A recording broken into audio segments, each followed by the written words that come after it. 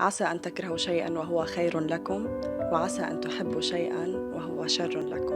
هيدا الشيخ الصيني قصته عن جد مؤثرة. كان عنده خيل حصان، وهيدا الحصان بيهرب، فبيجوا بيقولوا له إنه شو هالحظ السيء اللي عليك؟ بيقول لهم ما بعرف، حظ منيح حظ سيء والله ما بعرف، الله بيعرف. تاني يوم بيرجع هالحصان اللي هرب ومعه مجموعة من الأحصنة البرية، فبيقولوا له شو هالحظ الحلو اللي عليك؟ بيقول لهم حظ حلو حظ سيء والله ما بعرف، الله بيعرف. ابنه بيجي عم بدرب هالأحصنة، هو عم بدربهم، بيوقع عن ظهر الحصان وبيكسر رجله. بيجوا بيقولوا له الحمد لله على سلامة ابنك، شو هالحظ السيء اللي عليه؟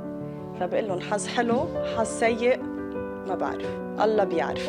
ترجع الحكومة تجي لتاخد الشباب ليتطوعوا بالجيش. طبعا ابنه بينعفى بسبب وضعه الصحي، فبيجوا الجيران مرة تانية كمان بيقولوا له شو هالحظ الحلو اللي عليه؟ بيقول لهم حظ حلو حظ سيء ما بعرف، الله بيعرف. واحد بده يوثق برب العالمين، بده يسلم أمره ويفوض أمره لرب العالمين بالكامل، لأنه ربنا هو بيقول